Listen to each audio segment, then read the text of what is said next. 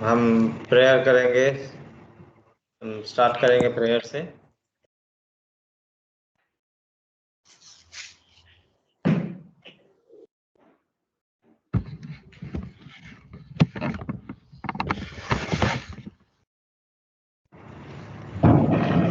ओम अज्ञानतिमिरान्धस्य ज्ञानञ्जनं शलाकया चक्षुरुन्मिलितं ज्ञानेन येन तस्मै श्रीगुरुवे नमः। श्रीचैतन्यमनोभीष्टं स्थापितं येन भूतले स्वयं रूप कदा कदा मह्य ददाति ददाति स्वपदान्तिकम्। स्वपदान्तिकम्। वन्देऽहं वन्देऽहं श्रीगुरुः श्रीयुतपदकमलं श्रीयुतपदकमलं श्रीगुरेण वैष्णवाञ्चं श्रीरूपं श्रीरूपं साग्रजातं साग्रजातं सहगण सहगणललिता विशाखान्वितांश श्वेतं सावधूतं साद्वैतं सावधूतं चैतन्यदेवं परिजनसहितं कृष्णचैतन्यदेवं श्रीराधाकृष्णपादान् श्रीराधाकृष्णपादान् श्रीविशाखान्वितांश्च। सहगणललिता विशाखान्वितांश च। हे हे कृष्ण कृष्ण करुणा करुणा सिन्धो सिन्धो दीनबन्धो दीनबन्धो जगत्पते जगत्पते गोपेश गोपिकान्त राधाकान्त नमस्तुते। तत्त्वकाञ्चन तप्तकाञ्चन गौराङ्गी राधे वृन्दावनेश्वरी वृषभानुसुते देवी वृषभानुसुते देवी प्रणमामि प्रणमामि हरिप्रिये। हरिप्रिये।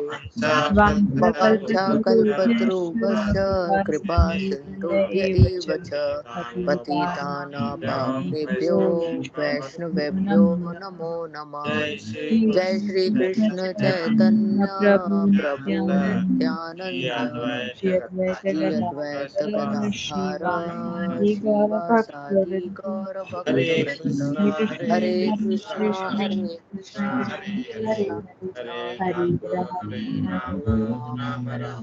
हरे हरे कृष्णा हरे कृष्णा राम हरे हरे राम राम हरे राम राम हरे हरे। राम राम हरे हरे कृष्णा हरे कृष्णा कृष्णा कृष्णा हरे हरे हरे। कृष्णा हरे राम हरे राम हरे राम राम राम हरे राम हरे।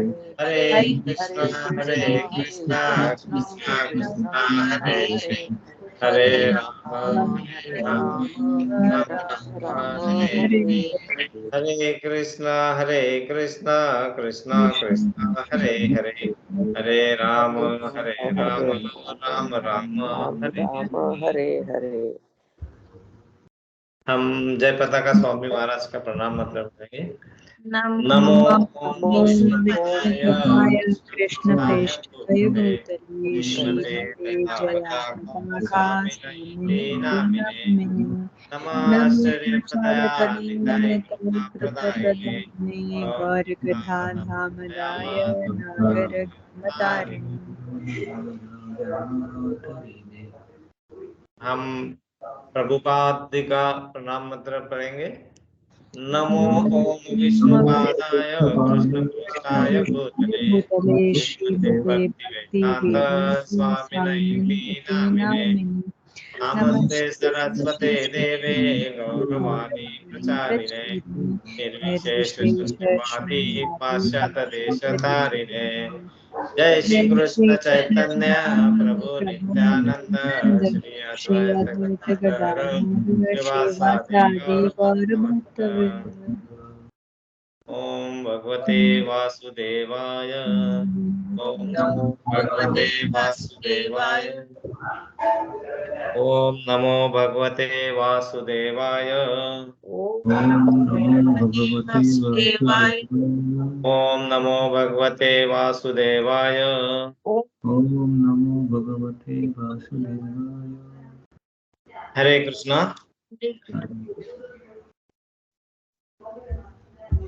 आप सभी का फिर एक बार स्वागत है।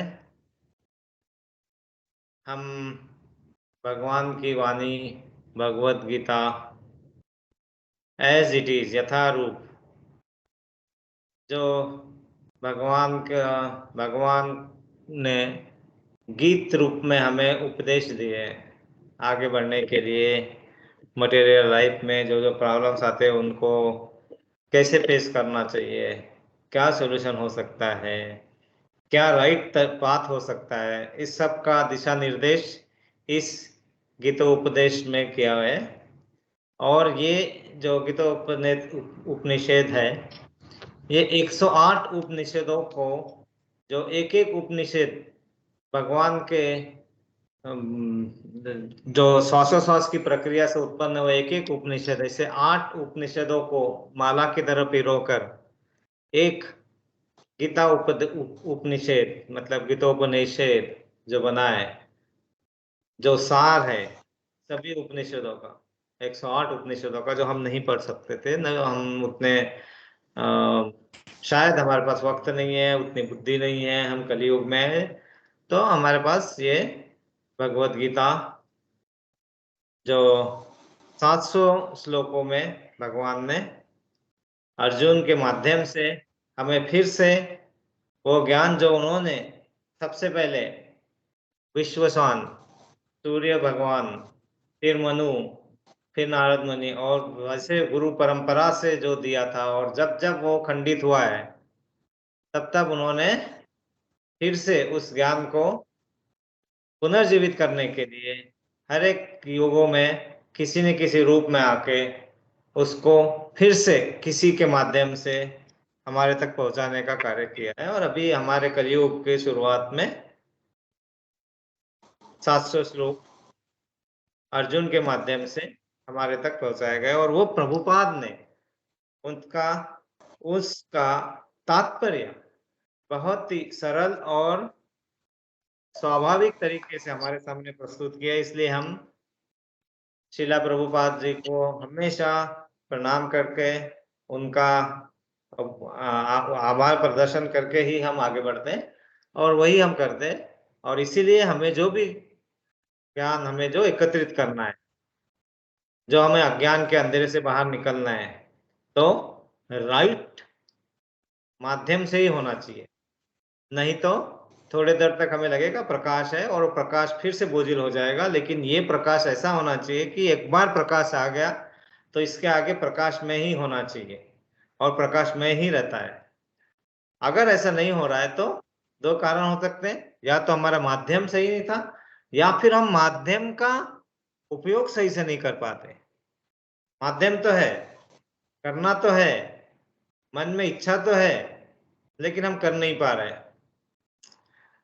लेकिन प्रयास हम कर रहे हैं, तो प्रयास जब हम करेंगे तो उसमें हमें जरूर ही प्रगति होगी, उसमें कोई दो राय नहीं होती है। हाँ, लेकिन ऐसा भी होता है कि जैसे हमारे घर में प्रेस है, आयरन, हमने उसको प्रेस को ऑन कर दिया, तो प्रेस ऑन होने से तो हीट तो निकलना चालू हो जाएगा उसमें से। लेकिन अगर हम वो प्रेस ऑन कर देंगे और सामने दीवार पे कपड़े टांग के रखेंगे तो अपने आप प्रेस नहीं होने वाले, जबकि प्रेस अपना काम कर रही है, वहां से जो ऊर्जा है वो तो निकल ही रही है।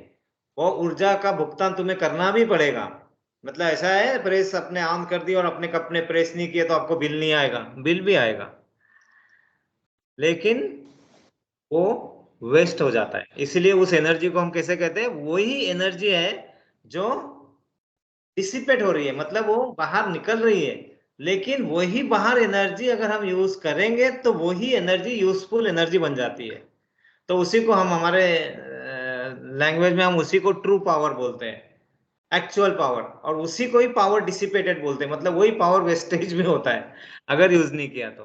वैसा ही है यहाँ पे हमारे एंटीनास, अगर हम अपने एंटीनास को हम स्टार्ट नहीं करते तो यहाँ पे पूरा इधर वातावरण में भगवान का नाम, मतलब जो दिया हुआ ज्ञान सब तरफ है, लेकिन हमारे एंटीना ऑफ होते हैं, या हम ट्यून नहीं कर पाते हैं, या ट्यून नहीं करना चाहते, या हम किसी बहाने से उससे दूर रहते हैं, है ना। सिंपल सी बात है ना। देखो यहाँ पे अगर मेरे घर में टीवी है तो यहाँ पे सभी चैनल अवेलेबल है, सोनी चैनल, जी टीवी, और कौन कौन से टीवी मुझे नाम भी याद नहीं आ रहा है। तो सब टीवी के सब सिग्नल्स तो यहाँ अवेलेबल है, लेकिन वही सिग्नल कनेक्ट होता है जिसका डिकोडर हमारे पास होता है, जिसके लिए हम पैसे भरते हैं। तो वो डिकोडर रहेगा तो मतलब इसका मतलब ऐसा नहीं है कि भगवान का दिया हुआ ज्ञान आसपास नहीं है, या हमें माध्यम नहीं है या ऐसा नहीं, माध्यम है, लेकिन उस माध्यम में हमें अगर कुछ आदान प्रदान करना है तो उस माध्यम के को समझना होगा, उस माध्यम में प्रयास करने होंगे। और सिंपल सिंपल प्रयास है। एक ही दिन में अगर हम ताजमहल बनाना चाहेंगे, नहीं ताजमहल नहीं, अगर हम बुर्ज खलीफा बनाना चाहेंगे, नहीं बुर्ज खलीफा नहीं, अगर हम वृंदावन का सबसे बड़ा मंदिर जो बन रहा है अभी 700 फीट का मंदिर है, जो हमारा बुर्ज खलीफा में जो नींव रखी गई थी, जितनी गहराई से जिसको स्ट्रांग, उससे ज्यादा गहराई वहां पे मतलब उसके नींव रखने में बाहर रखे, ताकि कोई प्रलय, आंधी तूफान या अर्थक्वेक जैसी समस्या है उसको बाधित न कर पाए। और वहां से जो ज्ञान रूपी गंगा, कृष्ण भगवान के बारे में वहां पे सब तरह का ज्ञान वहां से पूरे विश्व में उसका कनेक्शन होगा। तो वो भी एक निर्माण कार्य चल रहा है। तो उस निर्माण कार्य के लिए भी मतलब सब लोग हम जोड़ते हैं तब वो कार्य बनता है। तो वैसा ही एक दिन में नहीं बनेगा वो, तो एक ही दिन में या एक मंथ में या कुछ समय में हम भगवान के भक्त नहीं हो सकते। और इसीलिए क्या होता है ना, ये सोच सोच के कि 16 माला जप करना है, 4 प्रिंसिपल हमें ये करना है, ये सब हम एक साथ नहीं कर पाते तो हम क्या करते हैं, हम शुरू ही नहीं करते, या फिर हम चलो कल कर देंगे, परसों कर देंगे, ऐसा होता है। तो इसीलिए पहले ये चीजों का हमें भी ऐसा ही होता था, तो इसके बारे में कुछ हमें पता नहीं होता, इसलिए चलो शुरुआत हम वहां से करते हैं कि हम क्या कर सकते हैं, हम क्या कर सकते हैं, कैसे कर सकते हैं, कैसे शुरुआत कर सकते हैं, वही हम समझने के लिए समझने का कोशिश करते हैं पहले, फिर आगे बढ़ते हैं, ताकि हम जो प्रयास करना चाह रहे हैं उस प्रयास को हम मतलब अननेसेसरी सोच के कि इतना सारा मैं पूरा आटा गूंदूंगी, आटा पूरा गूंदेंगे, आटा छानेंगे, पानी बराबर होगा, नमक डालेंगे, वो आटा गूंदने के बाद फिर रोटी बेलेंगे और रोटी पकाएंगे, अरे यार बहुत बड़ा लंबा प्रोसेस, और इसलिए शुरू ना करो, ये ना हो, ये मन में ना रहे। इसीलिए पहले ये भी चीज समझ ले। तो जो चीज अब मैं शेयर कर रहा हूँ हम ध्यान से सुन सकते हैं, समझ सकते हैं। ये दिख रहा है सभी को? जी प्रभु जी। हाँ जी, देख रहे हैं। हाँ, तो ये होते हैं तो Bhakti steps program 5 level, gradually leading to initiation. Initiation मतलब हम भक्त जैसे अपने आप को आश्रय दे के, मतलब वहां पे भक्त के इसमें या भगवान की सेवा में समर्पित करने का क्या क्या स्टेप्स है। तो देखिए, सबसे पहली स्टेप्स है श्रद्धावान बनना। अब श्रद्धावान मतलब बनने के लिए बहुत कुछ जरूरत नहीं है। देखिए, श्रद्धावान बनने के लिए क्या है, chanting at least 1 round of Hare Krishna mahamantra every day and reading Srila Prabhupada book. आप देखिए, बुक्स, बहुत सारी बुक्स है शीला प्रभुपाद जी के। आप ठीक है, बहुत सारी बुक्स हमारे पास उपलब्ध नहीं है या नहीं है, नहीं करना हमें टाइम नहीं है, एटलीस्ट प्रयत्न भगवत गीता का एक श्लोक और एक राउंड माला चैंटिंग, पहले इतना इनफ है हमारी इस लेवल 1 के लिए, जिसको हम बोलते हैं श्रद्धावान।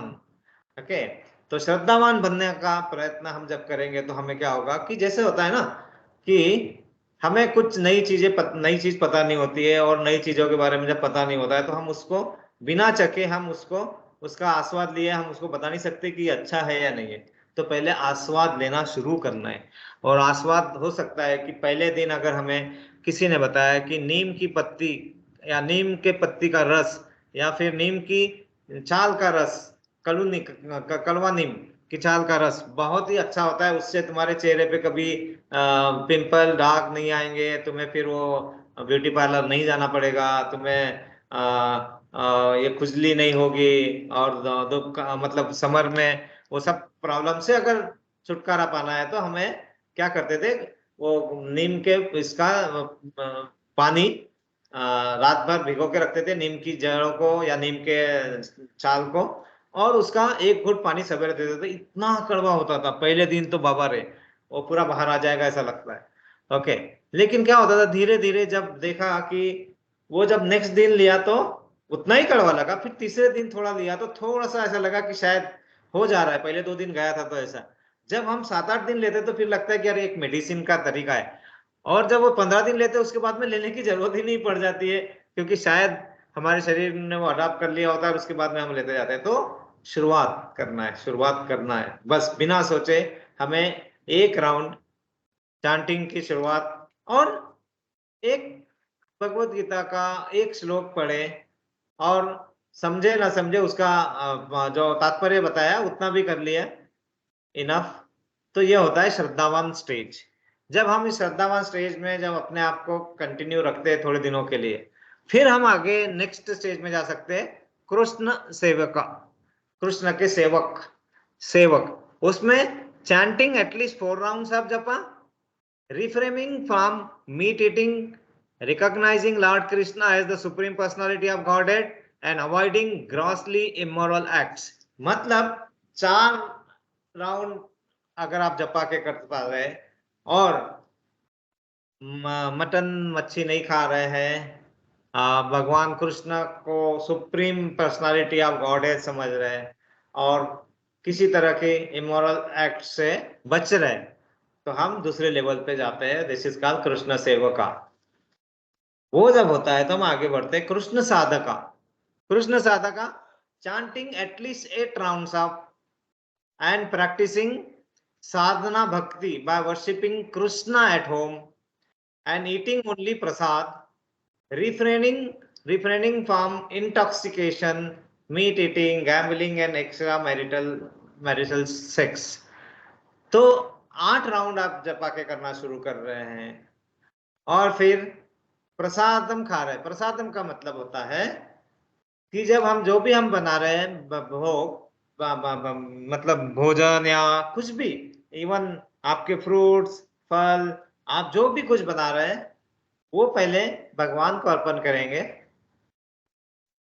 और जब भगवान ने अर्पण किया हुआ जब आप ग्रहण करते हैं तो वो हो जाता है प्रसादम। मतलब उससे जो हमारे शरीर में जो अलग अलग तरीके के प्रॉब्लम्स उत्पन्न होते हैं वो उत्पन्न नहीं होते जब हम प्रसादम, वही जब प्रसादम बनता है तो अब हम प्रसादम ले रहे हैं और इंटॉक्सिकेशन नहीं, मतलब मीट मच्छी नहीं और गैम्बलिंग नहीं और एक्स्ट्रा मैरिटल सेक्स, ये सब 4 प्रिंसिपल्स जो होते हैं, मतलब अगर वो हम फॉलो कर रहे हैं कृष्णा साधका। फिर नेक्स्ट स्टेज आती है शीला प्रभुपाद आश्रय, मतलब chanting 16 round, following 4 regulatory principle and consistently practicing sadhana. तो 16 राउंड जब करते हैं हम, उसके बाद में 4 रेगुलेटिंग प्रिंसिपल जो थे उनको हम फॉलो करते हैं और हम जो साधना है वो कंसिस्टेंटली प्रैक्टिस कर रहे हैं। हाँ, तीसरे इसमें था Krishna worshipping Krishna at home, मतलब आप भगवान कृष्ण की साधना हम शुरू कर रहे थे तीसरे इसमें। शीला प्रभुपाद जो बता रहे चौथे स्टेज में chanting 16 round, following 4 regulatory principle और कंसिस्टेंटली प्रैक्टिसिंग साधना। तो ये स्टेज में हम शीला प्रभुपाद आश्रय, और द नेक्स्ट स्टेज है श्री गुरु चरण आश्रय। मतलब जो शीला प्रभुपाद का आश्रय स्टैंडर्ड था वो मिनिमम 6 महीने तक अगर हम फॉलो करते हैं, एडिशनल फेथ हम होते हैं सरेंडर कर देते हैं और उस इस्कॉन के इनिशिएशन के लिए हम तब जाके हम एलिजिबल हो पाते हैं। तो हमें वो सोचना नहीं है, हमें श्रद्धावान तो बनना ही चाहिए। श्रद्धावान बन के कृष्णा सेवका तक शुरुआत करने में कोई प्रॉब्लम नहीं है। और यही जब हम हुआ था उसके बारे में कभी कभी कुछ चीजें हमारे अननोइंगली हो जाती है, तो उसको कहते हैं भगवान नाम के प्रति होने वाले 10 नाम अपराध। तो इस बारे में भी थोड़ा पता, मतलब ध्यान में रहा तो अच्छा है। पहला नाम अपराध होता है भगवान नाम का प्रचार करने वाले महाभागवतों की निंदा करना। बड़ा आया है ना। अभी तो मतलब ये कौन सा वो बिल्ली 100 चूहे खा के बिल्ली हज को चली। अरे देखो पहले तो सब कर लिया, इतना नाटक तो करते हैं और बाद में ये कर रहे वो कर रहे। निंदा ना करने का, ठीक है। जो प्रयास कर रहे हैं हम या जो प्रयास कर रहे हैं उस प्रयासों की अगर आप क्या बोलते हैं उसको हम अच्छे नहीं बोल सकते, सराहना नहीं कर सकते, तो निंदा तो नहीं करना चाहिए पहला। शिव ब्रह्मा आदि देवताओं के नाम को भगवान नाम के समान अथवा उनसे भिन्न समझना, ये दूसरा है। मतलब हम भगवान नाम मतलब और शिव ब्रह्मादि देवताओं के नाम, तो हमें पता है कि भगवान और देवता है, अलग अलग देवताओं को अलग अलग पोर्टफोलियो के तरह हमें उस तरह से हम पूछते हैं। तो भगवान और देवताओं को हमने सेम समझना, या भगवान को और भगवान के नाम को अलग समझना, ये नाम अपराध होता है। भगवान और भगवान के नाम, भगवान का नाम लिया मतलब भगवान हमारे साथ है, ये समझना आना चाहिए। तो ये दूसरा होता है, उनको भिन्न समझना। तीसरा, गुरु की अवज्ञा। जो भी हमारे गुरु के रूप में है, अगर अगर हम अभी इस गुरु में नहीं है तो हमारे गुरु माता पिता है, उनकी अवज्ञा करना, या जिनसे भी हमने कुछ भी सीखा है, कुछ भी सीखा हो, उनकी अवज्ञा करना किसी तरह से, मतलब हम धीरे धीरे धीरे प्रगति, तो वो अवज्ञा नहीं करना है ना। वैदिक चौथा है वैदिक शास्त्र तथा प्रमाणों का खंडन करना, क्योंकि हमें पता नहीं है और किसी हम वैदिक शास्त्र में पढ़ रहे हैं और कुछ लिखा है और हमें उसके बारे में पूरा ज्ञान नहीं है, तो उसको खंडन नहीं कर सकते। हम नहीं पता है, समझने का प्रयास किया जा सकता है, लेकिन उसको खंडन करना मतलब हमारे अंदर के रावण को जागृत करना होता है। वो एक चीज हमें समझ में आना चाहिए। हरे कृष्ण महामंत्र के जप की महिमा को काल्पनिक समझना, कि अरे ये क्या है, रात दिन मतलब ये लोग मतलब यही करते हैं, हरे कृष्णा कृष्णा कृष्णा हरे हरे, हरे राम राम राम हरे हरे। राम राम हरे हरे। तो हरे कृष्ण महामंत्र के जप की महिमा को काल्पनिक समझना, ये भी एक नाम अपराध में आता है। अगला नाम अपराध, पवित्र भगवान नाम के अर्थवाद का आरोप। मतलब किसी भी वो नाम ले रहे, मतलब उसका हम कुछ न कुछ लेने की कोशिश में है, उस तरह का। तो ये जो होते हैं निर्विशेषवादी, ये सब यही करते हैं, उन आरोपों में वो फंसे रहते हैं, उनमें ये उसमें ये।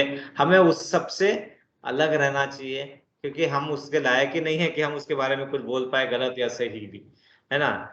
नाम के बल पर पाप करना, जो बहुत सारे बड़े बड़े साधु संत होते हैं, बहुत सारे उनके अनुयायी बन जाते हैं और फिर अनुयायियों का वो फायदा उठाते हैं किसी न किसी तरीके से। तो उस नाम के बल पर पाप करना सबसे बड़ा पाप होता है, बिल्कुल नहीं करना है। और यही नहीं, आप अगर किसी ऑफिस में है और आपके साथ में कुछ सहयोगी आपसे अंदर कुछ काम कर रहे हो और उसमें आप उस अपने पद का अगर आपको दुरुपयोग करना चाह रहे हो, कुछ कर रहे हो, तो वो भी एक बड़ा पाप होता है। तो नाम के बल पर पाप करना।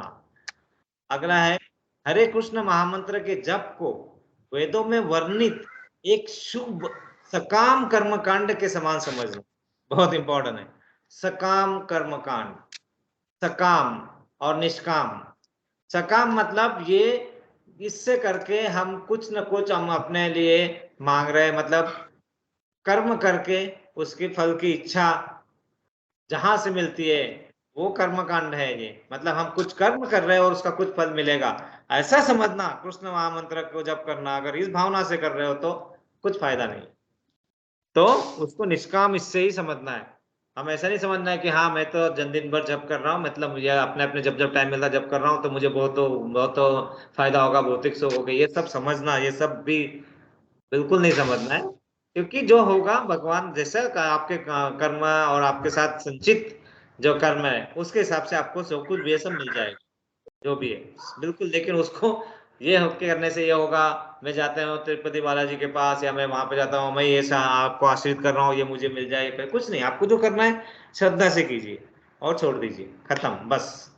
और अश्रद्धालु व्यक्ति को कृष्ण नाम की महिमा का उपदेश करना, इसका मतलब ऐसा नहीं है कि हम किसी को कृष्ण नाम की महिमा के बारे में न बताएं, लेकिन बताते रहे और उसके बाद में भी वो श्रद्धालु, मतलब वो उसके बर्ताव में कुछ चेंज नहीं हो रहा है और कुछ नहीं, और फिर आप अपने आप को मोटिवेट नहीं कर पा रहे हो और उसके आगे नहीं बढ़ पा रहे हो वैसे, तो अश्रद्धालु व्यक्ति को कृष्ण नाम की महिमा का उपदेश करना भी कोई जरूरी नहीं है।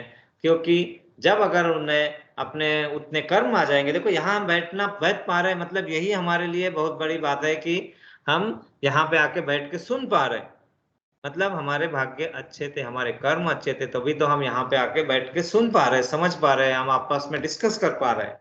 नहीं तो इसके आगे भी नहीं जा पाएंगे। तो अश्रद्धालु व्यक्ति बहुत ही अलग तरीके, उनके कृष्ण नाम की महिमा का उपदेश करना। और आखिरी जो है कि हरे कृष्ण महामंत्र के जप में पूर्ण विश्वास न होना और इसकी इतनी अगाध महिमा सुनने पर भी विषयासक्ति बनाए रखना, ध्यान पूर्वक जप न करना भी एक अपराध है। लेकिन स्टार्ट नाम अपराध से होता है। हम सब नाम अपराध की कैटेगरी में आते हैं, चिंता मत कीजिए। धीरे धीरे नाम अपराध के आगे का भी हम देखेंगे, तो नो प्रॉब्लम, नाम अपराध होगा, लेकिन शुरुआत तो करना है नाम अपराध का। लेकिन हमें पता होना चाहिए कि चलो ये सारी चीजें हैं, इससे नाम अपराध को हम कम कर सकते हैं, जिसमें से जो जो पॉसिबल है हम करना चाहिए। तो ये होता है भगवान की सेवा में अपने आप को लगाना है, तो थोड़ा थोड़ा अपने आप में बदलाव करना चाहिए। अगर हम बदल नहीं करेंगे तो क्या होगा कि वो लोहे पे लगा हुआ जंग, उसको हम साफ ना करके उस पे हम अपने पॉलिश लगाएंगे, पेंट लगाएंगे, तो क्या होगा, अपने आप ही उखड़ उखड़ के बाहर आएगा। और हम वही करने की कोशिश करेंगे अगर, तो नहीं हो पाएगा ना। पहले हमें वो जंग को साफ करना है, थोड़ी मेहनत लगेगी, और एक बार साफ करके जब पेंट लगाओगे तो फिर वो कलर कोई उतार नहीं पाता। तो एक बार अगर कृष्ण नाम की महिमा का रंग अगर चढ़ गया फिर नहीं उतरेगा, है ना। तो लेकिन वो चढ़ने के लिए पहले अपने आप को तैयार करना है, जो हम अपने आप को कर रहे हैं। और एक बार कर लिया तो फिर आपको यहाँ पे मतलब भौतिक जगत में भी आपको आपकी तकलीफों का एहसास, तकलीफें होगी लेकिन एहसास कम होगा, या उसको सहन करने की शक्ति बढ़ती है हमारी।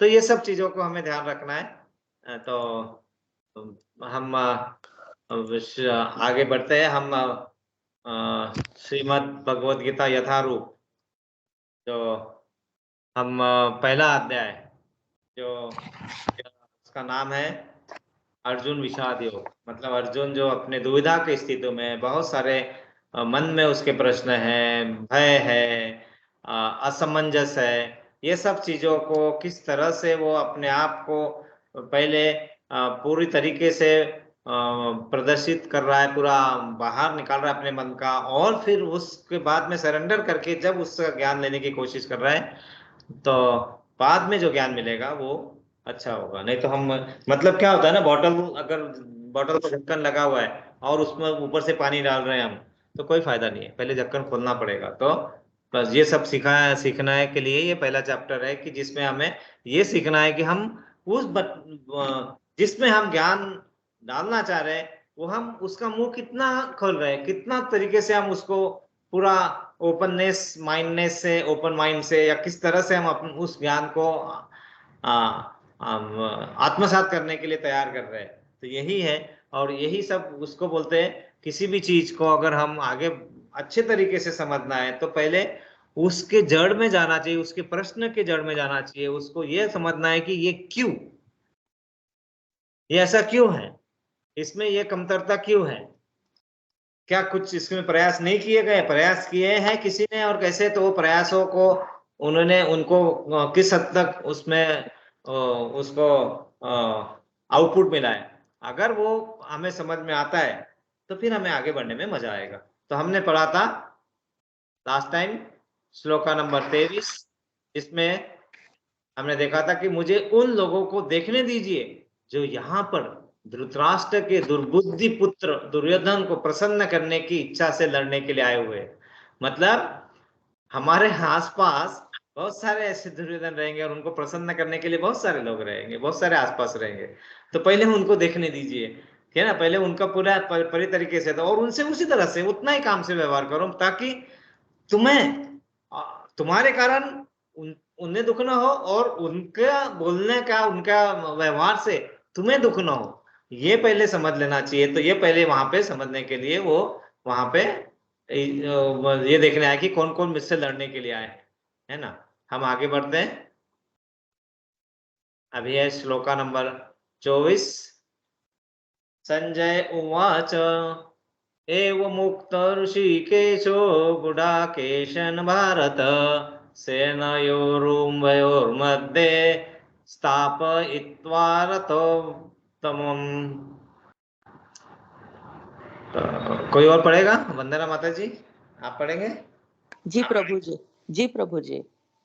हरे कृष्ण। संजय उवाच एवमुक्तो ऋषिकेशो गुडाकेशेन भारत सेनयोरुभयोर्मध्ये स्थापयित्वा रथोत्तमं तत्मम। पूरा पढ़ना है प्रभु जी? हाँ, और कोई एक और 3 बार?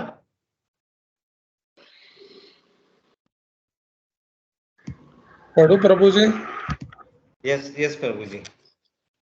संजय उवाच एवमुक्तो ऋषिकेशो गुडाकेशेन भारत सेनयोरुभयो मध्ये स्थापयित्वा रथोत्तमम्। हरे कृष्णा। यस माता जी, अब आगे का पढ़िए। जी प्रभु हरे जी। कृष्ण।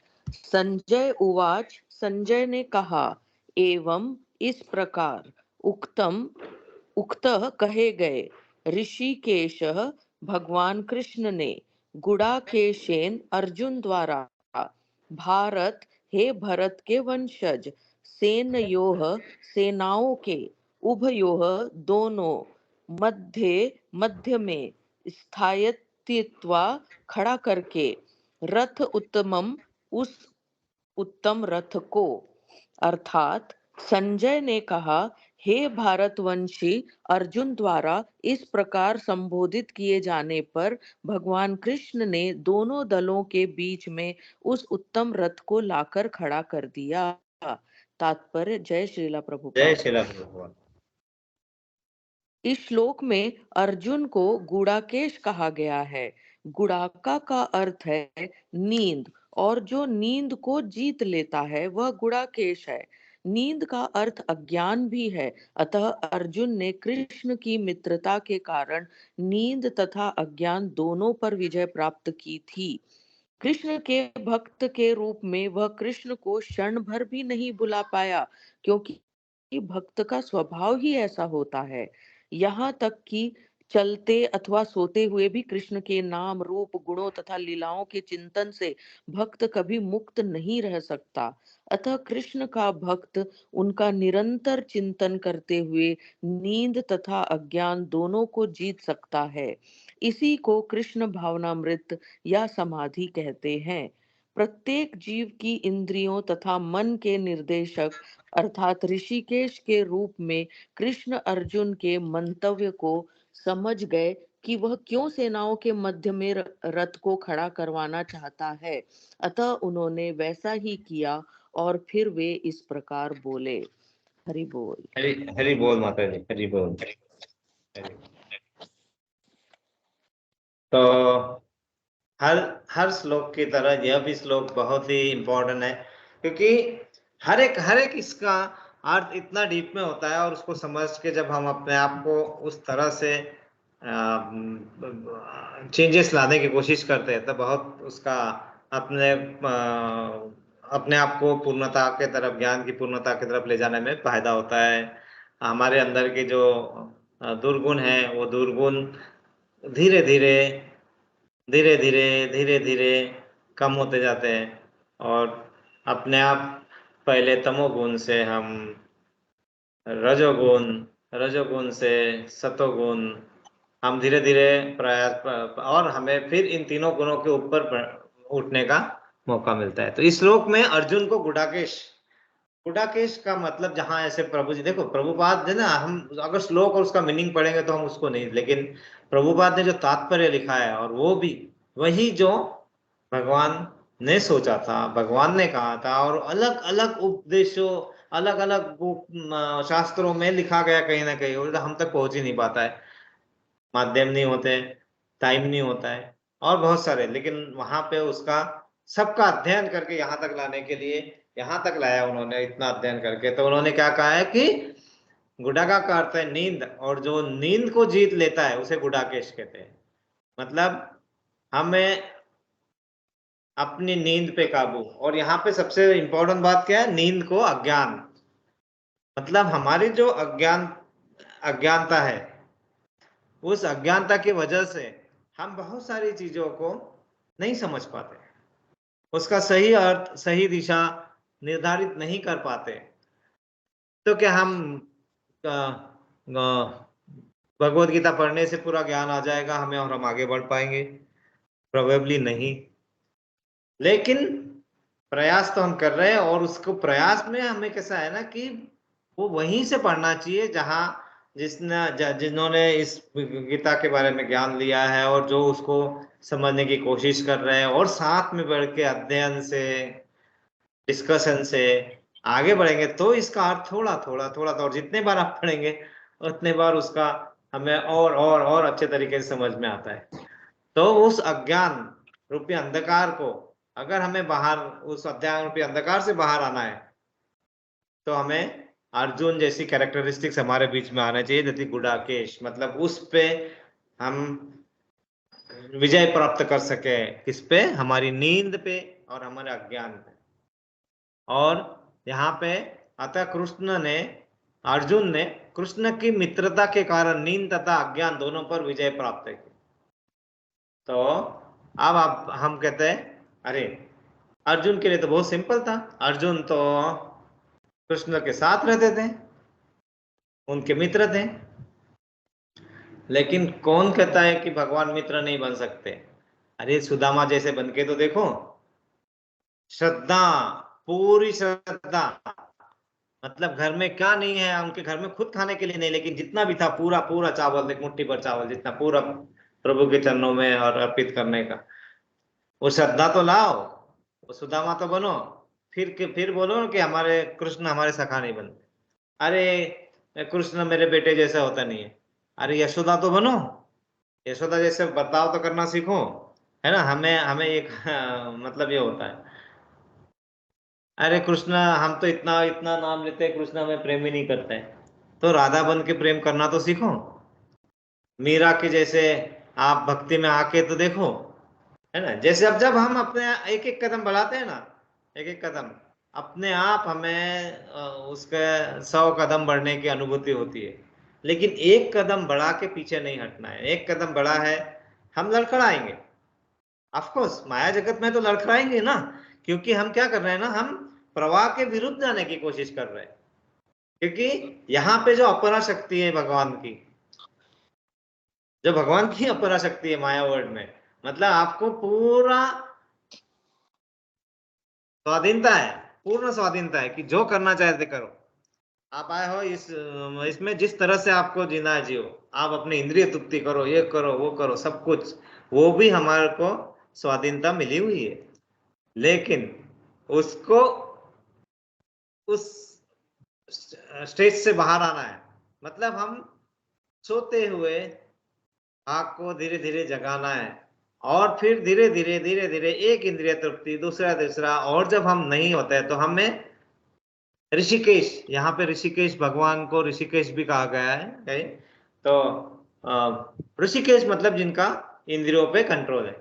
तो हम अपने इंद्रियों पे कंट्रोल नहीं, तो हम अंदर से बोलो ना भगवान को, बैठे हैं ना अंदर, बोलो कि हमें इंद्रिया कंट्रोल नहीं हो रही है, हम सरेंडर कर रहे हैं, हम बस आप जो बोलेंगे आप करेंगे, अपने इंद्रिया कंट्रोल देखिए।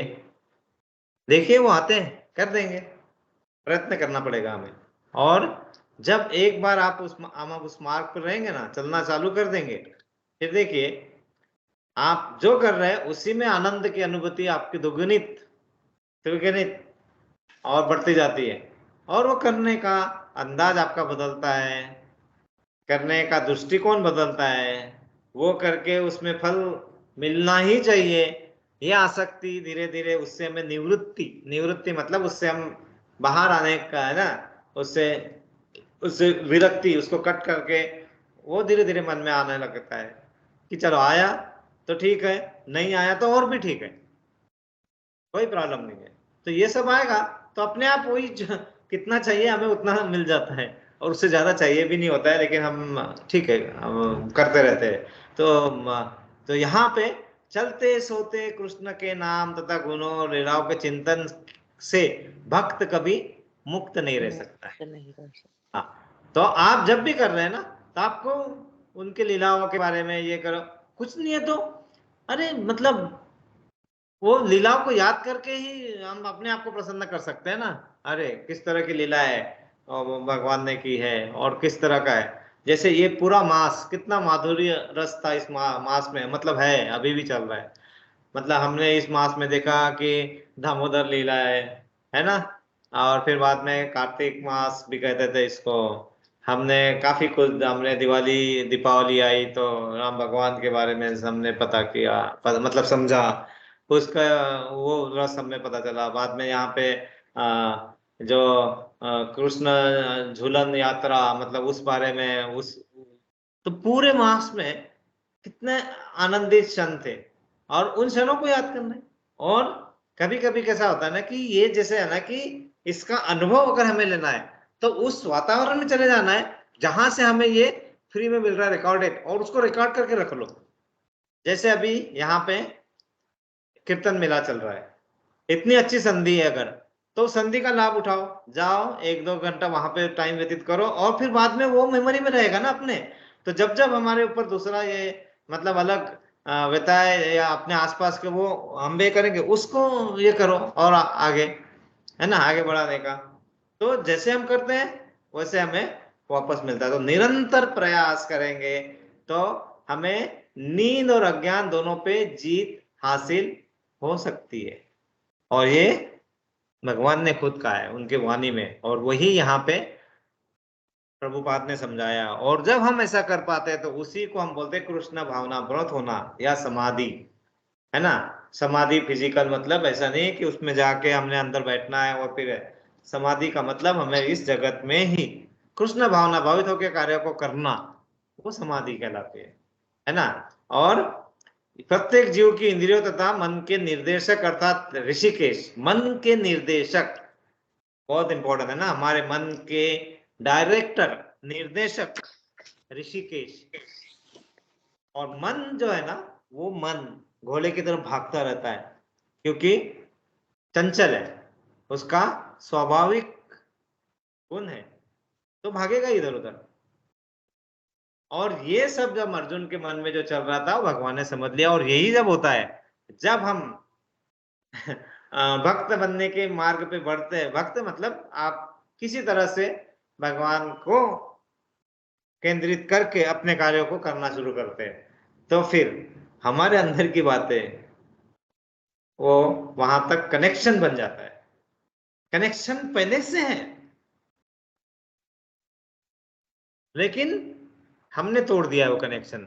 जैसे बच्चे का जन्म होता है ना, तो भगवान सॉरी डॉक्टर सबसे पहले क्या करते हैं? हाँ, वो जो नाल होते हैं, नाड़ होता है ना, नाड़, नाड़ क्या बोलते हैं उसको, क्या बोलते हैं वंदना माता जी, क्या बोलते हैं उसको? कॉर्ड जो होता है हमारे, नाभि, नाभि, हाँ नाभि से, एम्बिलिकल कॉर्ड। इसमें बोल दिया आपने ठीक है, आप बोल दीजिए सब सुन लेंगे। Umbilical cord. कॉर्ड, हाँ, तो वो काट दिया जाता है ना। और अभी उसमें ये भी बताया है कि कहीं मैंने ये देखा सुना था कि वो कार्ड को जल्दी नहीं काटना चाहिए, लेकिन जबकि आजकल बहुत जल्दी काट देते हैं, उसका भी बहुत परिणाम मतलब बच्चे के सेहत पे रहता है जिंदगी भर। उन्होंने ये बताया कि कुछ कुछ मिनट के लिए रखना चाहिए ताकि वो जितना भी उसका जो ये है, जो भी उसमें ब्लड या जो भी है मदर के पास से वो पूरा बच्चे में ट्रांसफर हो जाए और बाद में काटा जाए। यहाँ पहले ही काट देता है और फिर बाद में वो बाहर खून में निकलता है। वो उसके बारे में पढ़ रहा था कहीं तो, बट एनीवे मुझे उसके बारे में नॉलेज नहीं है। लेकिन कहने का मतलब है कि हमने क्या किया है कि हम जब यहाँ पे आते हैं तो हमने अपने आप हमारी वो नाड़, जो भी माता जी ने नाम लिया, कार्ड कोई तो वो कट जाता है ना नहीं मालूम है मुझे, तो वो कट जाता है। वो कट इसलिए जाता है क्योंकि हम किसके अधीन हो जाते हैं? प्रकृति के अधीन। प्रकृति। प्रकृति के अधीन, और प्रकृति मतलब हम 3 गुणों के अधीन हो जाते हैं। और ठीक है, स्वाभाविक है ना, लेकिन वहां पे कनेक्शन हम जोड़ सकते हैं। और वही तो सबसे बड़ी हमें उपलब्धि है हमारी। ये मानव इसमें शरीर में हमें जो यहाँ पे मानव शरीर मिला है हुआ है, जो भगवान ने दिया है, तो ये सब जीवों में सर्वोच्च श्रेणी है समझ लीजिए। और फिर यहां से हम आगे अगर बढ़ने की कोशिश ना करना, मतलब कहीं ना कहीं हम बहुत ही बड़े अंधकार में हैं। तो फिर क्या होगा कि जन्म मृत्यु जरा व्याधि के चक्कर में हम फिर से वही फंसे रहेंगे, एक से दूसरे दूसरे। ऑफकोर्स प्रयत्न करना है, हम कुछ उच्च लोक में जाएंगे, हो सकता है कि हम उतने उच्च लोक में ना जा पाए कि हम गोलक धाम में ना पा जाए ऐसा, लेकिन भगवान ने क्या कहा है कि आपको इसी से, यहीं से आपको ये डायरेक्ट वहां जाने का आपको परमानेंट वीजा मिल सकता है, आपको पूरा पूरा स्कोप है। लेकिन उसके लिए हम वीजा के लिए प्रयत्न भी नहीं करना, अपने आप को एलिजिबिलिटी अपनी चेक भी नहीं करना और उसमें न करना, तो ये बहुत ही बात अच्छी नहीं होती। और वो भी जब हम समझ रहे हैं तो प्रयत्न भी करना चाहिए धीरे धीरे। तो एक एक डॉक्यूमेंट कलेक्ट करना चालू करना पड़ेगा, पहले भाग्यवान बन जाते हैं, श्रद्धावान बन जाते हैं। भाग्यवान तो है ही, अभी हम यहाँ बैठे हुए हैं, श्रद्धावान बन जाते हैं धीरे धीरे। चलो प्रयास तो करते हैं ना, प्रयास करने से, और वही तब होता है तो फिर भगवान आपकी सुनते हैं। लास्ट लाइन बहुत इंपॉर्टेंट है यहाँ पे ना, वो उनके मंतव्य को समझ गए, मतलब अंदर के इसको समझ गए, और उन्होंने फिर जो अर्जुन ने कहा कि रथ को बीच में खड़ा करो, भगवान को कहा, उन्होंने खड़ा कर दिया। यही होता है जब हम अपने आप पे संबंध ऐसे स्थापित करते हैं तो फिर हमारी भी बात सुनी जाती है। अभी क्या कहते हैं कि हमने ये कहा, उन्होंने कहा हमारा तो कुछ हुआ ही नहीं। अरे हमारा कनेक्शन नहीं हुआ स्टेब्लिश अभी पूरा। करो, प्रयत्न करो, और फिर वो भी होता है। कभी कभी आप देखो, जब आप अच्छे भाव से किसी को मदद कर देते हो, कुछ कर देते हो, तो आपको वो चीज ही मिल जाती है जो आप सोचते हो कभी कभी, है ना। हो जाता है और होते रहता है, और कभी कभी होता है हमें पता भी नहीं चलता है ना, क्योंकि हम उसको शायद वो अपेक्षा नहीं करते होते, या कुछ नहीं करते, या फिर समझ नहीं पाते, कुछ तरीके से आ जाता है हमारे पास। तो अतः उन्होंने वैसा ही किया, और फिर वे इस प्रकार बोले। अब ये बहुत इंपॉर्टेंट चीज है। किसी को कुछ याद है कि भगवान श्री कृष्ण ने पहले अध्याय में कितने श्लोक कहे?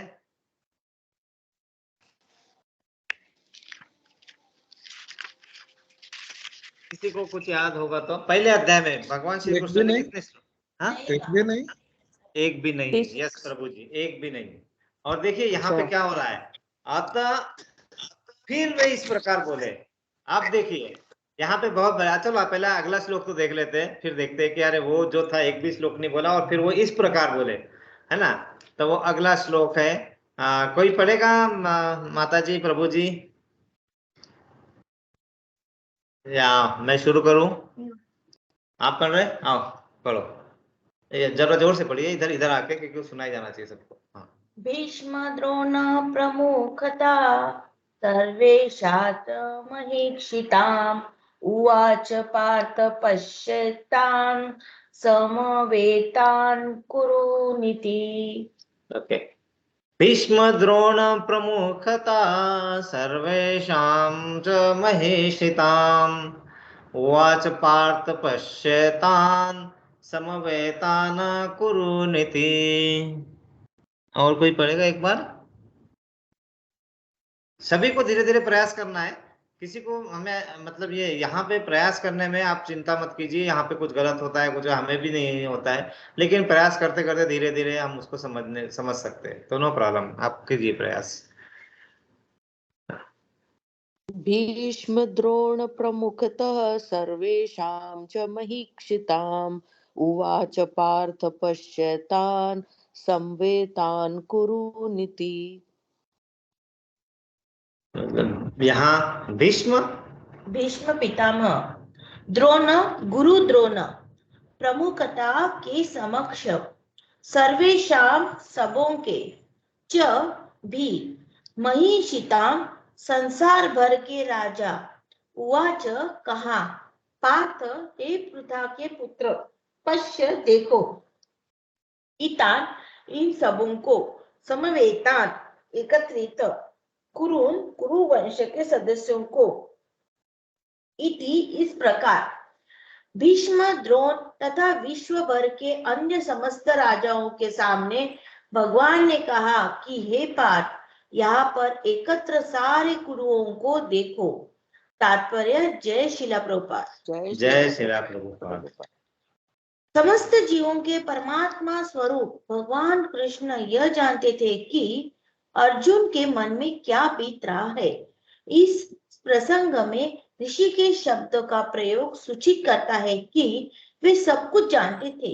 इसी प्रकार पार्थ शब्द अर्थात पृथा या कुंती पुत्र भी अर्जुन के लिए प्रयुक्त होने के कारण महत्वपूर्ण है। मित्र के रूप में वे अर्जुन को बता देना चाहते थे कि चूंकि अर्जुन उनके पिता वसुदेव की बहन पृथा का पुत्र था, इसलिए उन्होंने अर्जुन का सारथी बनना स्वीकार किया था। किंतु जब उन्होंने अर्जुन से कुरुओं को देखो कहा तो इससे उनका क्या अभिप्राय था? क्या अर्जुन वहीं पर रुककर युद्ध करना नहीं चाहता था? कृष्ण को अपनी बुआ पृथा के पुत्र से कभी भी ऐसा आशा नहीं था, कभी भी ऐसी आशा नहीं थी। इस प्रकार से कृष्ण ने अपने मित्र की मनस्थिति की पूर्व सूचना परिहासवश दी है। हरि बोल, हरि बोल। हरि बोल। तो देखिए हमारे मन में जो प्रश्न था, जैसे हमने किया कि भगवान ने कोई श्लोक नहीं कहा है, तो अब यहाँ पे देखो समझने की कोशिश की ना, क्या है, भीष्म द्रोण तथा विश्व भर के अन्य समस्त राजाओं के सामने भगवान ने कहा कि हे पार्थ, यहाँ पर एकत्र सारे कुरुओं को देखो। और यहाँ पे प्रभुपाद ने बहुत ही अच्छे तरीके से हमें समझाया है ना। तो यहाँ पे जो समस्त जीवों के परमात्मा स्वरूप भगवान कृष्ण यह जान ले रहे थे कि अर्जुन के मन में क्या चल रहा है, और वो उस मन को पढ़ के उस मन को टेस्ट कर रहे थे। इन्होंने कोई उपदेश नहीं दिया यहाँ पे ना, भगवान ने कोई श्लोक या कोई जैसा कुछ उसका, यहाँ पे सिर्फ as a Mitra, as a सखा, ऐसा उसके मन में क्या चल रहा है वो पता होने का, क्योंकि परमात्मा है, उनको पता है। तो वो उस दुविधा में है ये या नहीं है वो उनको पता है, जबकि लेकिन वो अर्जुन को मतलब परिहासवश, मतलब किसी इस तरीके से उसकी मनस्थिति में उस पूर्व सूचना देने के लिए, मतलब एक तरह से क्या बोलते हैं उसको, हम बोलते हैं ना किसी को ये दे दे, नीचा दिखाना नहीं, नीचा नहीं दिखाना, नीचा दिखाना नहीं, सांत्वना। हाँ नहीं, क्या बोला माता जी आपने? सांत्वना। सांत्वना से का एक प्रकार है, लेकिन सांत्वना में भी हमने बच्चों अपने मित्रों में हम उनको दिलासा भी नहीं, अरे टोक नहीं, हमने ये बोलते हैं टॉन्ट मारना, उसको क्या बोलते हैं, है ना, काइंड ऑफ उलाहना। हाँ, तो वो उस तरह का यहाँ पे है। मतलब अर्जुन को, मतलब कुरुओं को देखो, मतलब तुम जो देख रहे हो ना, जो फिजिकल देख रहे हो ना तुम, वो फिजिकल मत देखो, वो बता रहे अर्जुन को। अर्जुन को बोल रहे निंद्रा से बाहर आओ बेटा, है ना। तुम्हारे सामने जो कुरु है ना, वो जो है दिख रहे हैं, वो जो दिख रहे हैं वो नहीं है, और जो नहीं दिख रहे वो है, वो देखने की कोशिश करो जो मैं दिखा रहा हूँ। मतलब उनको देखो, वो बुआ के पुत्र था उनका, इसलिए उसको वो मतलब उस तरीके से उस संबंध में वो मित्र के रूप में अर्जुन को बता दे रहे थे, बताना चाह रहे थे कि उसको मतलब वो सजग कर रहे थे एक तरीके से, लेकिन टॉन्ट देके, है ना, उनकी मनस्थिति इसमें, मतलब इसमें वो कुछ उपदेश या ऐसा कुछ भी नहीं है, लेकिन उसको एक सचेत कर रहे हैं किसी तरीके से कि एकत्र सारे कुरुओं को देखो, है ना भगवान। तो यहाँ पे कोई उपदेश नहीं है, कुछ नहीं है, मतलब यहाँ पे अभी भी उन्होंने वो उसके जो प्रश्न है मन में, उस प्रश्न को पूरी तरह से बाहर लाने के लिए कि आधा अधूरा न रहे, तुम्हारे नींद में पूछा हुआ प्रश्न ना हो, उसमें से जाग के करो, जो दिख रहा है तुम्हारे नेत्रों से वो ना देख के जो एक्चुअली है वो देखने का प्रयास करो। तुम जो आगे जो कुरु खड़े हैं उसको जो शरीर रूप मान रहे हो, जो देहात्म बुद्धि है तुम्हारी, उससे बाहर आओ, वो समझो कि वो शरीर नहीं, वो आत्माएं हैं, है ना, जो आगे आगे बताया है। तो भगवान धीरे धीरे, है ना, वो उसका प्लेटफॉर्म तैयार कर रहे हैं ताकि इसका मन पूरी तरह से खुल जाए, पूरा समझ जाए। अब इसका मन समझने की परिस्थिति में है तो फिर उपदेश जाके देगा ना, तो मतलब बॉटल का ढक्कन खोल रहे हैं अभी वो धीरे धीरे, ऐसा है। तो ये यहाँ पे बहुत ही अच्छे प्रभुपाद ने बहुत अच्छे तरीके से बताया कि उसका क्या अभिप्राय था। कुरुओं को देखो कहा तो उसका क्या अभिप्राय था कि अर्जुन वहीं पर रुककर युद्ध करना नहीं चाहता था, वहीं पर रुककर युद्ध करना नहीं चाहता था, है ना। तो क्या अर्जुन ऐसा नहीं चाहता था? उनको पता चलता कि अर्जुन को मेरे को नहीं करना युद्ध, वो समझ रहे थे। तो वो उसको बता रहे थे, बेटा ये समझना नहीं है, तू क्षत्रिय है, तू अपने धर्म का पालन तुझे करना होगा। लेकिन उसको वो टॉन्ट देके, मतलब किसी तरह से उसको उत्साह इनडायरेक्टली, मतलब ऐसा मतलब आपके दुखती रख के नस पे हाथ रख के उसको और उत्साह दे रहे थे, प्रोत्साहित कर रहे थे, ताकि वो अपने प्रश्न को ढंग सही तरीके से रखे और वो तैयार हो जाए आंसर अच्छे तरीके से समझने के लिए। तो ये भी उस प्रश्न को तैयार करने के रूप रेखा को अच्छे से करने का ही एक प्रकार था, ताकि ना कि एक उपदेश का। इसलिए वहां पे भगवान ने प्रथम अध्याय में कोई भी श्लोक का जैसा नहीं कहा है। यहाँ तो एक सिर्फ एक मित्र जैसे एक वार्तालाप सा तरीका वार्तालाप हुआ है यहाँ पे। तो वही होता है ना कि हम जब भगवान को सखा के रूप में मानते हैं और जब वहां से जो भी मिलता है वो अगर हमने समझ लिया तो वहीं से हमारी प्रगति शुरू हो जाती है। लेकिन वो अगर हम ना समझ पाए तो फिर हमें कुरुक्षेत्र में जाना पड़ता है, फिर युद्ध में उतरना पड़ता है। क्योंकि हमारे अलग अलग समय पे हमें संकेत मिलते रहते हैं, लेकिन वो संकेत हम लेने के लिए हमारे जो एंटीनास है ना, वो एंटीनास एक्टिवेट नहीं रहते, वो सो जाते हैं, वो डीएक्टिवेट हो जाते हैं, है ना। मतलब वो, या फिर हम पता नहीं उनकी बैटरी नहीं चलती है, कुछ ना कुछ होता रहता है। और क्या होता है ना कि जैसे मेमोरी दो प्रकार की होती है, सभी को थोड़ा थोड़ा पता होगा मेमोरी का। रीड रोम ऑन रैम, है ना। जैसे लैपटॉप है, लैपटॉप में कितना जीबी रैम है सब पूछते हैं, अरे वाओ रे तुम्हारे इसमें 12 जीबी रैम है, क्या बढ़िया लैपटॉप है ना। 60, और फिर बाद में बोलते हैं कि कितना मेमोरी है दूसरा, तो रोम, है ना। तो रोम होता है रीड ओनली मेमोरी, और रैम होता है RAM, मतलब random access memory. Read only memory जो होता है ना, रीड ओनली मेमोरी मतलब सिर्फ पढ़ने लायक मेमोरी वो। और ये होती है नॉन वोलाटाइल। नॉन वोलाटाइल मतलब पावर जाने के बाद भी उसमें जो जो भी स्टोर किया है ना वो रहता है। हमारे जैसा नहीं है कि रात गई तो बात गई, रात को क्या पढ़ा था सवेरे भूल जाते हैं, है ना। और दूसरी होती है रैम, रैंडम एक्सेस मेमोरी, मतलब और वो होती है वोलाटाइल। वोलाटाइल मतलब क्या होता है कि पावर गया तो उसके अंदर का जो है चला जाता है। तो हमें तो ऐसा नहीं होना चाहिए, हमें सो गए तो भूल गए, ये तो कोई फायदा ही नहीं हुआ। तो हमारे अंदर रैम और रोम दोनों होता है, रैम एंड रोम, है ना। तो लेकिन जो रैम है, जो रैंडम एक्सेस मेमोरी है, वो क्या है ना, लिखने और जैसे रीड ओनली मेमोरी मतलब रीड ओनली मेमोरी, मतलब जो पढ़ने वाली मेमोरी फॉर दैट मैटर, है ना। तो उससे तो नहीं होगा, सिर्फ पढ़ के तो नहीं होगा ना, एग्जाम में जाके लिखना भी है मुझे, तो रैम की भी जरूरत पड़ती है मुझे। तो रैम जब होता है तो उसमें दोनों होता है, लेकिन वो होते हैं वोलेटाइल, मतलब पावर गया तो वो भी चले जाती है। तो फिर उसके लिए चाहिए बैटरी बैकअप। बैटरी बैकअप मतलब हमें किसी तरह से बैटरी से सप्लाई लगा के रखना पड़ता है कंटिन्यूअसली, और वो हमारा बैटरी बैकअप क्या है, हरे कृष्णा हरे कृष्णा कृष्णा कृष्णा हरे हरे, हरे राम राम राम हरे हरे। हरे हरे। जब तक हम भगवान नाम में हम जब अपने नहीं रहेंगे, हमें यही है मराठी में कहा है, गे गे गे हरि नाम गे माया सारी सोड़ुन दे, है ना। तो ये जब तक हम नहीं करेंगे ना, तब तक क्या होता है ना कि हमें हमारे किए हुए प्रयासों को वो मतलब पूरा रूप नहीं मिल पाता है, संपूर्ण रूप नहीं हो पाता है, पूर्णता नहीं आ पाती है ना। संपूर्णता नहीं आ पाती है, पूर्णता तो हम ला लेते हैं हम प्रयत्न से अपने, है ना, लेकिन संपूर्णता नहीं आ पाती है। संपूर्णता आने के लिए हमें वो बैटरी बैकअप चाहिए, ये समझना है। और जब तक हम नहीं समझेंगे ना, हाँ हाँ, तो उसकी मुश्किल हो जाती है ना। एक बहुत बहुत पुराना पिक्चर आया था, उसका नया वर्जन बना था, आ, हम साथ साथ है, करेक्ट ना, हम साथ साथ है। नदिया के पास। और उसके पहले आया था नदिया के पार, है ना। कौन दिशा में लेके चला रे बेचोरिया, ऐसा एक सॉन्ग था, है ना।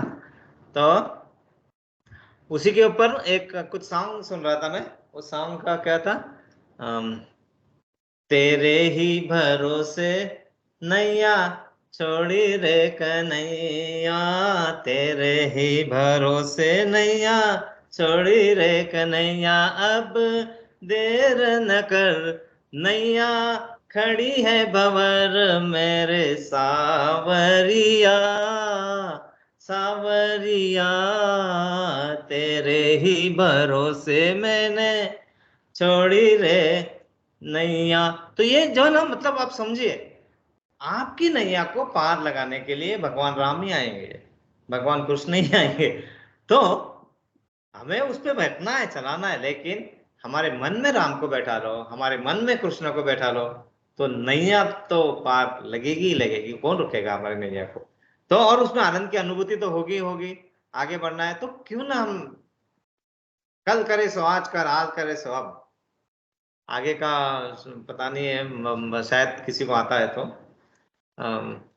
लेकिन हमें दूसरा हाँ, यस माता जी। काल करे सो आज कर, आज करे सो अब। अब पल भर में, पल भर पल में कुछ देखो कितनी बेकार मेमोरी हो गई हम, जबकि दूसरा मुझे याद है ना, आज करे सो हाँ, कल, कल कर करे सो परसों, इतनी भी क्या जल्दी है जब पड़े हैं बरसों, वो याद है हमें। जीना है बरसों। हाँ वो वाला मुझे भी याद आ रहा था।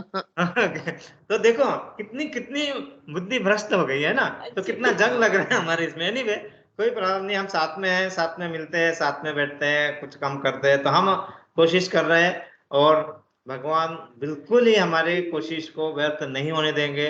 तो आज हम एक ये करते हैं कि हम कम से कम अभी श्रद्धावान तो बनने के लिए शुरुआत तो कर दीजिए। तो प्रयत्न होगा, प्रयत्न में सफलता जरूर मिलेगी, है ना। तो यहाँ पे हम आप आज हम रुकना चाहेंगे। किसी को कोई प्रश्न हो, कुछ हो और कुछ हो, और किसी के लिए कोई प्रेयर करनी हो, कुछ करना हो तो बताइए, हम करते हैं। हमारे बीच एक मधु प्रभु जी आते हैं और वो आज नहीं आ पाए, और उनके पिताजी का देहांत हो गया अभी कल परसों। और देखिए उनके पिताजी आखिरी क्षणों में उनको याद कर रहे थे, और उन्होंने वो यहाँ गए और दूसरे दिन उन्होंने अपना देह त्यागा है। मतलब आप देखिए, आपके आप जब इस मार्ग में रहते हैं तो आपको वो सब क्षणों का भगवान ध्यान रखते हैं कि भगवान ने उनको बुला के उनको ये बताया कि तुम जाओ, तुम आओ वहां से। उन्होंने इमीडिएटली बुक किया, गए, और पिताजी वहाँ फिर उन्होंने दूसरे दिन उनका देह त्यागा। तो उनकी आत्मा को शांति मिले उसके लिए भी हम प्रेयर करेंगे। और किसी का कोई प्रयास कुछ होगा, और किसी को कुछ किसी के लिए प्रेयर करना है तो बताइए। और अदरवाइज सभी का हम इस तरह हमारी प्रगति हो, हम अच्छे आनंदी रहे, है ना। आनंद ही आनंद चौही करे, है ना। भक्ति मार्ग में आगे बढ़ सके, चौही करे, हाँ। तो यस प्रभु जी। हम भक्ति मार्ग में दृढ़ता से आगे बढ़ सके। यस यस यस प्रभु जी, बिल्कुल आप सही कर रहे हैं। दृढ़ता से, दृढ़ता बहुत जरूरी है। भक्ति मार्ग पे आगे बढ़ने के लिए दृढ़ता बहुत जरूरी है, और वो धीरे धीरे ही आती है, लेकिन कंटिन्यूअस प्रयत्न रहने से ही आएगी। उसमें जितना भी व्यवधान इधर उधर से आए, आने दो। जितना आएगा ना, जितना अगर आपको वो रजिस्ट करेगा ना, समझ लेना कि आप उस मार्ग पे अच्छे जा रहे हैं। रेजिस्टेंस नहीं आ रहा है मतलब अभी मार्ग शुरू होने का है। जितना रेजिस्टेंस आएगा, कुछ ना कुछ काम आएंगे, ये कहेंगे तो फिर आएगा। फिर उसको हम कैसे शेड्यूल कर सकते हैं, कैसे हम उसको थोड़ा इधर उधर आगे पीछे थोड़ा 1-2 घंटा ऐसा कुछ कर सकते हैं, और उसके बाद से निकल सकते हैं। जितने हम करेंगे ना, और जब हम उस प्रयास में थोड़ा थोड़ा हम आगे बढ़ना चालू करते हैं ना, देखना कितने हमें आनंद भी मिलता है, और हमें उसके करने के लिए हमें और टाइम भी मिलता है। तो और प्रभु हम जी, जब हम कृष्ण भावना अमृत में होते हैं ना, तो ये सारे जो माया देवी के प्रभाव हमको लगते ही नहीं है। यस प्रभु जी, बिल्कुल सही कह रहे हैं आप। क्योंकि वो जो है ना, माया देवी भी डर जाती है, अरे ये तो अभी सुनने वाले नहीं है। इन्होंने तो ब्रह्मास्त्र के पास ही, मतलब ब्रह्मास्त्र को ले रहे हैं। तो फिर वो माया देवी बोलते हैं अभी धीरे धीरे चलो दूसरों की तरफ ध्यान केंद्रित कर देते हैं। तो अपने से ध्यान अगर हटाना है तो वेरी एक गुड। ही रास्ता है, उनके ऊपर जो बैठे हुए हैं ना, बस उनके शरण में जाओ। इनका ध्यान अपने से हटना चालू होना ही है, गारंटेड है, देयर इज नो, उसमें दो डाउट। तो उसकी अनुभूति होती है। तो हम सभी के लिए प्रेयर करते हैं, और मधु प्रभु जी के पिताजी जिनका देहांत हुआ, उनकी आत्मा को शांति मिले, उनके घर वालों को शक्ति मिले, ताकि वो ये सब इसमें से बाहर आए और आगे बढ़े। इसलिए हम सब 3 बार प्रेयर करते हैं। हरे कृष्णा कृष्णा कृष्णा हरे हरे, हरे राम राम राम हरे हरे, हरे कृष्णा कृष्णा कृष्णा हरे हरे, हरे राम राम राम हरे हरे, हरे कृष्णा कृष्णा कृष्णा कृष्णा हरे हरे, हरे राम राम राम हरे हरे। और हमारे लिए जो इतना सरल तरीके से तात्पर्य जिन्होंने लाया श्रीला प्रभुपाद जी, और उनके कारण ही हम अच्छे तरीके से समझ पा रहे हैं। तो हम श्रीला प्रभुपाद जी के लिए प्रेयर करेंगे। हरे कृष्णा कृष्णा कृष्णा हरे हरे, हरे राम राम हरे हरे, हरे कृष्णा कृष्णा कृष्णा हरे हरे, हरे राम राम हरे हरे, हरे कृष्णा कृष्णा हरे हरे, हरे राम राम हरे हरे। भगवत गीता ग्रंथ राज की जय। जय। वांछा कल्पतरुभ्यश्च कृपा सिन्धुभ्यश्च पतितानां पावनेभ्यो वैष्णवेभ्यो नमो नमः। अनंत कोटि वैष्णवेंद्र की जय। जय जय गुरुदेव की जय, जय जय उपाद की जय। जय। जय। निताय गौर प्रेमानंदे, हरि हरि बोल। हरि हरि हरि बोल। बोल। हरे कृष्णा। तो यहाँ दुबई, जिसे दामोदर देश भी कहा जाता है, यहाँ पे बहुत ही अच्छा महोत्सव चल रहा है। सभी ने उसका लाभ उठाना चाहिए। और जो यहाँ फिजिकली नहीं आ सकते, उनके लिए लिंक भेजेंगे, रिकॉर्डेड भी भेजेंगे, उसे सुनिए, उसका आनंद लीजिए। क्योंकि ये आनंद जो है, ये आनंद हमें और कहीं नहीं मिल सकता है, खरीद के तो मिल ही नहीं सकता है। और अलग अलग देशों से यहाँ पे सब भक्तगण आए हुए हैं, और वो हाँ वर्ल्ड के, है ना, तो वो सब यहाँ पे आए हुए हैं, उनका आनंद जरूर लीजिए।